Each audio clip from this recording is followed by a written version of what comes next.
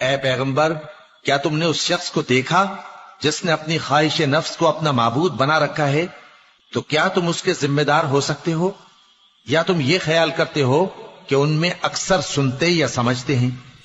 نہیں، یہ تو چوپایوں کی طرح کے ہیں، بلکہ ان سے بھی گئے گزرے۔ بھلا تم نے اپنے پروردگار کی قدرت کو نہیں دیکھا کہ وہ سائے کو کس طرح دراز کر کے پھیلا دیتا ہے، اور اگر وہ چاہتا تو اس کو بے حرکت ٹھہرا رکھتا؟ پھر ہم سورج کو اس کا رہنما بنا دیتے ہیں، پھر ہم اس کو آہستہ آہستہ اپنی طرف سمیٹ لیتے ہیں۔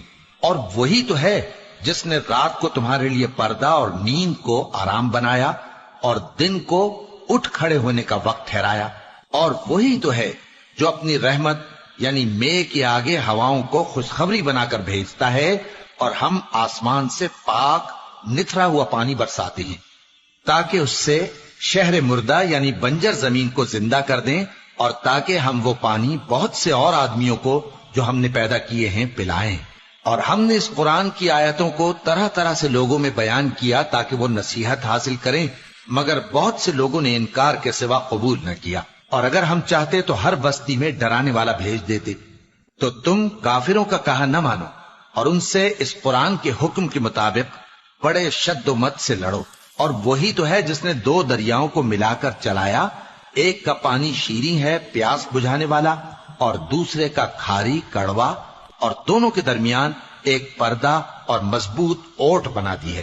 اور وہی تو ہے جس نے پانی سے آدمی پیدا کیا، پھر اس کو ددیال، ننیال اور سسرال والا بنایا، اور تمہارا پروردگار ہر طرح کی قدرت رکھتا ہے۔ اور یہ لوگ اللہ کو چھوڑ کر ایسی چیز کی پرستش کرتے ہیں کہ جو نہ ان کو فائدہ پہنچا سکے اور نہ نقصان، اور کافر اپنے پروردگار کی طرف سے پیٹ پھیرنے والا ہے۔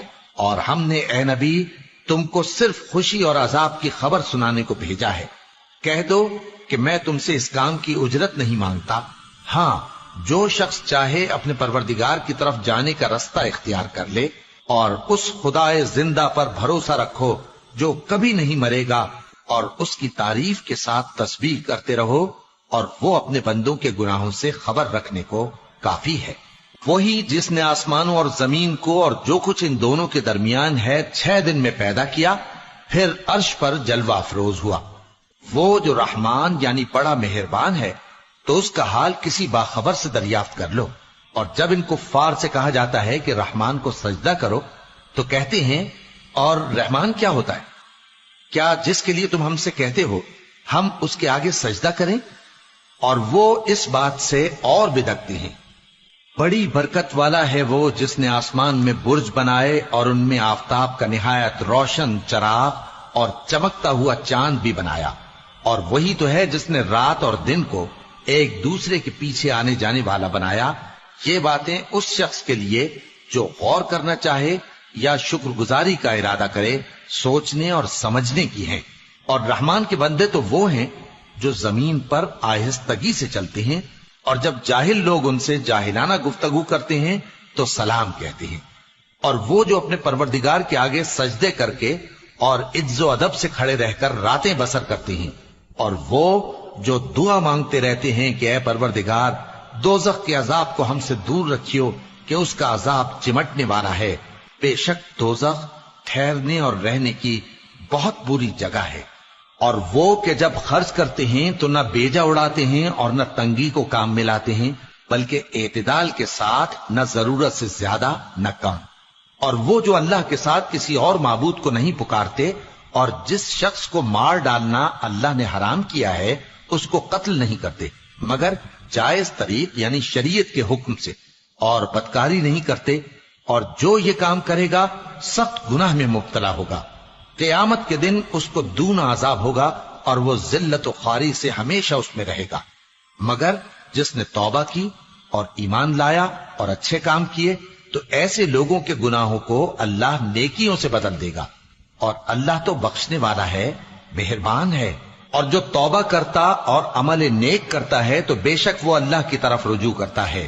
اور وہ جو جھوٹی گواہی نہیں دیتے اور جب ان کو بیہودہ چیزوں کے پاس سے گزرنے کا اتفاق ہو تو شریفانہ انداز سے گزرتے ہیں، اور وہ کہ جب ان کو ان کے پروردگار کی باتیں سمجھائی جاتی ہیں تو ان پر اندھے اور بہرے ہو کر نہیں گرتے، बल्कि गौर फिक्र से सुनते हैं।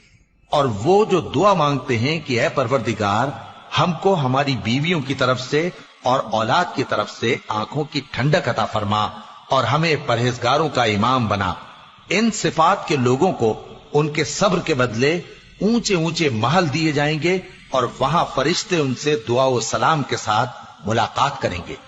उसमें वो हमेशा रहेंगे और वो ठहरने और रहने की बहुत ही उम्दा जगह है।